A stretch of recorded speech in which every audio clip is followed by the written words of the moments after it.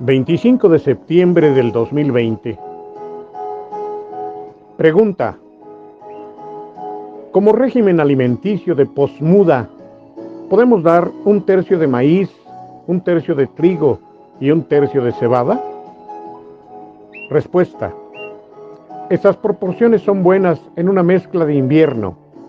No obstante, aconsejamos incluir un 10% de habas, reemplazando parte del maíz, lo que daría trigo 34, cebada 33 y maíz 23%, habas 10%. Creemos que este porcentaje de leguminosas se puede utilizar también los guisantes.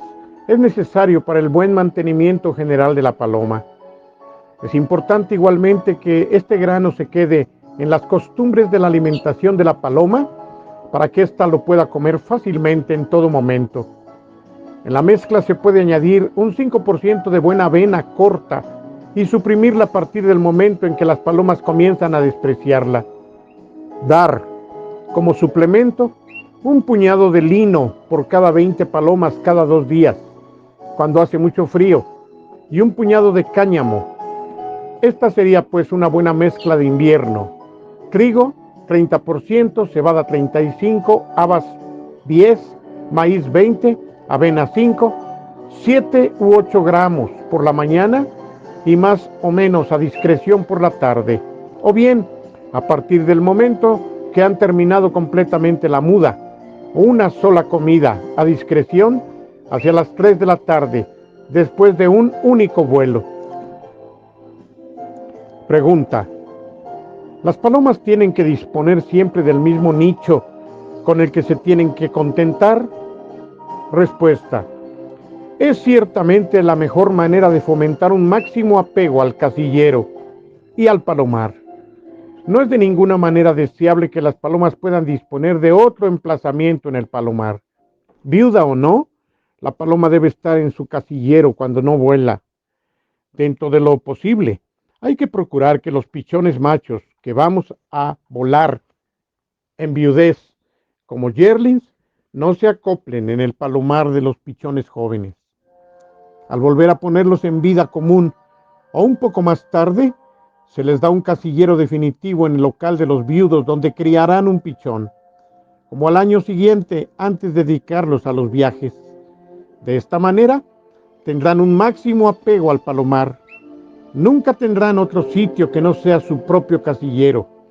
Las cosas son iguales para las palomas que jugamos al natural. Si fuera necesario, podríamos colocar 2 lebrillos en un único casillero.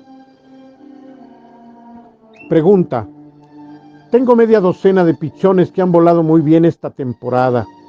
Me gustaría seguir viajándolos, pero no dispongo de un palomar especial.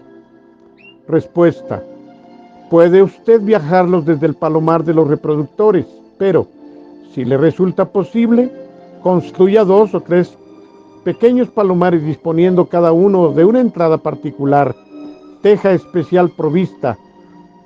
Tiene que colocarlos a la altura del hombre en el techado, del tamaño de un casillero, procurando que la teja con orificio no se encuentre enfrente de las palomas.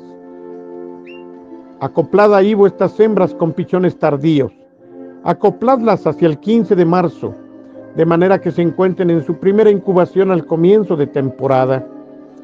¿O será posible jugarlas en otros concursos más que en aquellos en los que participéis con vuestros viudos? Pero, cuando se trata de un grupo verdaderamente pequeño, no hay que temer la entrada. Si esas hembras son realmente de buena clase, vais a ver cómo se van a destacar ya como yearlings. Dichas hembras crían un pichón por nido, pero a cada nidada retrasaréis la puesta retirándoles el macho durante un cierto tiempo y llevándole para cebar mientras vuelan las hembras. Si los cots son lo suficientemente grandes, podréis poner 2 parejas en cada uno. Pregunta: un colombófilo francés nos pregunta si leemos lo que se escribe sobre el ala en una cierta prensa especializada de su país y, en caso afirmativo, ¿por qué no contestamos a dichos escritos? Respuesta: sí, Esta prosa nos interesa enormemente e incluso suele suceder que algunos de nuestros lectores nos envían un recorte de periódico para asegurarse de que no nos dejamos escapar tal artículo. Todo esto nos permite comprobar que el tono de esta controversia ha disminuido mucho en el curso de los últimos años, de lo que nos alegramos. Pensamos, por nuestra parte, que es necesario y urgente sustituir la polémica por el diálogo. Oponerse no aporta nada a nadie. El triunfo de una opinión no debe ser la meta a alcanzar. Lo único que importa es reunir, a la luz de la experiencia y sobre todo de los resultados, las adquisiciones capaces de servir al deporte colombófilo. Una de dos: o bien una teoría es la expresión de la verdad, los hechos la confirman y es un éxito, o bien es condenada inexorablemente al olvido. Este ha sido el caso, hasta ahora, de todas las teorías que ha inspirado la paloma mensajera. La naturaleza no es una coqueta que se deja manipular caprichosamente por las modas. Hay cosas que no han cambiado desde que existe la paloma mensajera y que no cambiarán mientras que haya colombófilos. Una de las mayores lecciones de la experiencia es una lección de escepticismo. A los interesados les invitamos a leer o releer las 52 páginas que hemos consagrado a esta teoría en nuestro libro La técnica de la paloma, entre comillas. Pensamos que este estudio no deja lugar a ningún equívoco. Dicho libro está traducido al castellano. Nota del traductor. Pregunta: tengo un buen macho viajero, muy bonito. ¿Puedo acoplarlo con una de sus hijas para estar seguro de conservar su tipo y su valor deportivo?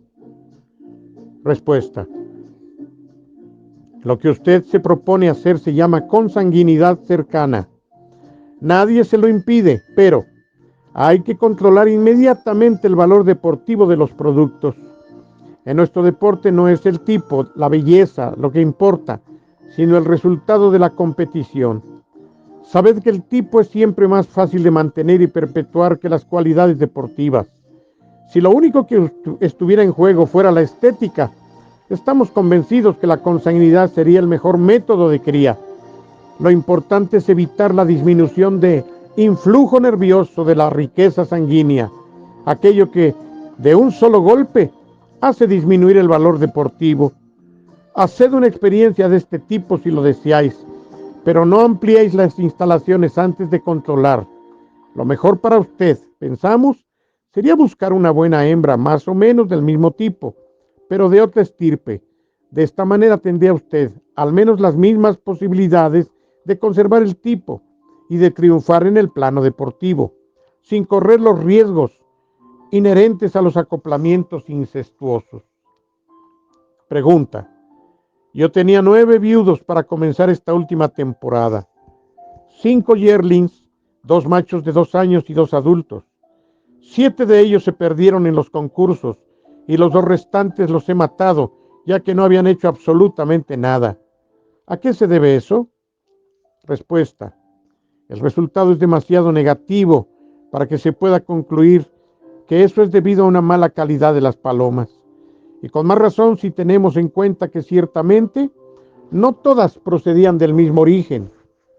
Aunque no se encuentre en forma para clasificarse bien, aunque no posea ningún valor deportivo, la paloma mensajera actual tiene que ser capaz de llevar a cabo el trabajo que usted le ha impuesto a las suyas, sobre todo que usted no las ha viajado en distancias superiores a los 220.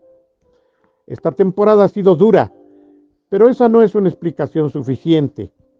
En su caso, al menos depende ciertamente de la salud y hay que encontrar necesariamente la causa. Para convencerme de ello, tiene que decir a un especialista en la materia que la examine las hembras que le quedan. Nadie puede juzgar seriamente una paloma, y menos todavía una colonia, cuando dichas palomas no se encuentran en buena condición. La condición no existe donde no existe la buena salud. Es lo primero que se exige a todo atleta. Ante todo, salud. Si esta no existe, el valor individual no sirve para nada. Tratad de saber dónde se os aprieta el zapato y después coged al toro por los cuernos. Pregunta: ¿en qué proporciones se debe servir la comida en invierno y en verano? ¿Una cucharada sopera 2 veces al día? ¿Menos o a libertad? Respuesta: el que, bajo este aspecto de la alimentación, compara a la paloma con el ser humano, se encuentra muy cerca de la buena fórmula. ¿Qué ocurre en nosotros mismos? Solo las personas que tienen tendencia a la obesidad tienen que tomar precauciones en este aspecto y racionarse. Los demás comen según su apetito, adaptando lo mejor posible su alimentación al trabajo que realizan. Lo mismo podemos decir en lo que se refiere a las palomas. Las nuestras siempre han comido según su apetito, pero siempre han volado mucho, incluso en pleno invierno y cuando había nieve. Solamente durante la incubación habrá que reaccionar o racionar las palomas, sobre todo cuando se trata de una incubación que no se va seguida de cría. O también en el caso de palomas privadas de libertad, palomas de pajarera, por ejemplo.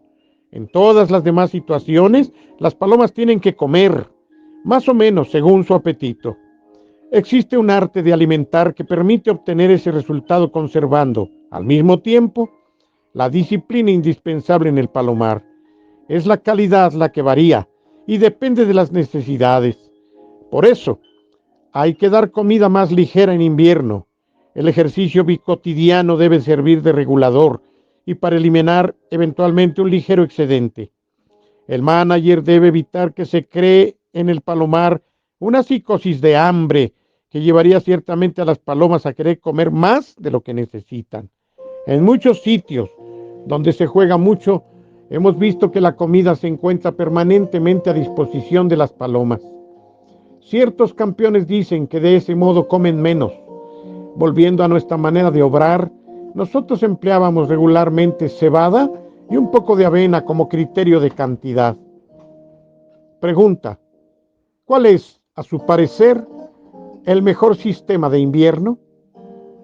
Respuesta: no cabe duda que el mejor sistema es aquel que permite economizar al máximo la reserva de energía de la paloma y acumularla para liberarla y echarla de golpe en la balanza del éxito en el mejor momento elegido por el colombófilo.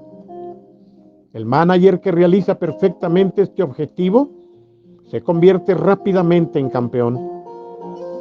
Varios son los medios que permiten alcanzar esa meta. Repasad lo que hemos escrito en nuestros diferentes libros. No existen fórmulas prefabricadas. Lo que es bueno para un palomar no tiene que ser necesariamente bueno para otro. Nunca habrá que copiar un método servilmente, sino adaptarlo lo mejor que se pueda a una situación dada. Nunca ha sido nuestra intención imponer una manera de ver o de obrar en ninguna cosa. Tratamos sobre todo de desarrollar el instinto crítico del lector para suscitar sus reacciones, para que él mismo tome las mejores iniciativas personales relativas a su caso particular. Se puede comprar la sopa preparada, se puede, sin molestia, ir a una sala de cine o asistir a un partido de fútbol, pero triunfar en nuestro deporte no es cosa fácil. Hay que poner mucho de uno mismo, hay que saber prever.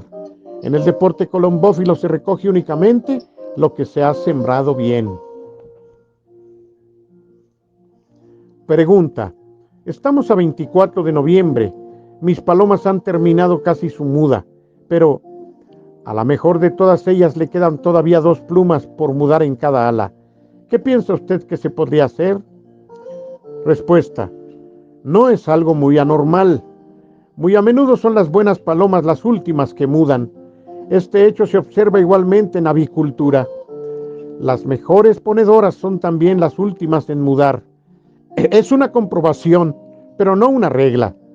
Alimentadla bien, aparte si fuera necesario, hasta el momento que sus 2 últimas remeras hayan brotado. Si, como usted dice, esa paloma se encuentra realmente en buena condición, mudará sus 2 últimas remeras casi al mismo tiempo. Cuando tenga realmente 8 plumas, Habrá que evitar que se meta en la banda de vuelo, ya que no es deseable que realice así largos vuelos. Si dicha paloma sigue estando en buena condición, no existe ningún riesgo de que se quede con una pluma vieja y en la cola tampoco. Al año siguiente, no la deje criar después de los concursos, o bien reacóplela 15 días antes. Pregunta: aparentemente mis palomas han hecho buena muda, pero las barras de la parte gruesa de las alas nunca están bien alineadas. ¿A qué se puede atribuir? Respuesta: se trata sin duda de las plumas del escapular que deben recubrir y proteger la base de las grandes remeras para asegurar la impermeabilidad del ala. Esto es importante. La eficacia del aletazo solo será perfecta si su impermeabilidad es impecable, cosa que no sucederá si entra aire por la base de cada pluma porque no está bien cubierta. Entonces, la impermeabilidad indispensable será muy precaria, pero no es todo. Estas palomas se encontrarán igualmente muy desventajadas en tiempo de lluvia, ya que su ala es permeable, puesto que usted tiene varios sujetos que presentan esta anomalía a la que hay que llamar defecto y que, además, dice usted, parecen haber hecho buena muda. Tienen que mirar a ver si se trata de una tara hereditaria. Asegúrese, pues, si ese hecho se presenta únicamente en los miembros de una familia. En caso afirmativo, utilice esas palomas para concursos, pero no críe más con ellas. Pregunta: hijo de agricultor, un estudiante de farmacia, quisiera saber si el deporte colombófilo es un derivado suficiente para romper la monotonía de la vida sedentaria que él ha escogido deliberadamente. Respuesta: si ese estudiante desea encontrar como derivativo una evasión que no signifique reposo, sino hacer algo complementario y diferente al oficio que se ejerce, entonces mi respuesta es afirmativa y entusiasta. Cuantos más esfuerzos exija esta evasión, cuanto más movilice el espíritu, mejor cumplirá el papel que le exigimos. Su eficacia y su superioridad dependen de las dificultades y de las complicaciones que comporten su práctica. No nos puede quitar la idea de que la colombofilia bien practicada constituye la mejor aspirina de nuestra época, donde el tiempo de ocio aumenta continuamente. Al estar retirado del deporte colombófilo por las circunstancias de la vida, sufro la irresistible tentación de comparar el oficio de colombófilo al de escritor. Este paralelismo muestra con toda evidencia que son oficios muy bonitos, aunque no muy fáciles. Los dos suponen una lucha continua contra uno mismo, contra el abandono. En ambos, el éxito duradero solo se encuentra al final de un largo trabajo. La reputación que los diplomas aportan infaliblemente es precaria. Por un lado, cada temporada de concursos y, por otro, cada escrito importante la acusan. Para el maestro, el profesor, el contable, el médico, el funcionario, lo más importante es, la mayoría de las veces, la obtención de él o de los diplomas indispensables. Después de obtenerlos, la mayoría se conforman con obrar bien y dejarse llevar. En nuestra comparación, es la reputación la que hace las veces del diploma. Nunca se ve usurpada y no tiene, por sí misma, ningún derecho a la perenidad. El campeón colombófilo y el escritor tienen que conservar siempre al menos el mismo ritmo. Pueden ascender, pero no bajar, bajo pena de un descenso inmediato en la estima que se les tiene. Los comportamientos ordinarios se olvidan enseguida y solamente se retienen las obras más bonitas y los mayores triunfos. La reputación es un collar de hierro que no permite ninguna desviación. Es con base en repetir los destellos como se llega a la celebridad y a veces a la posteridad.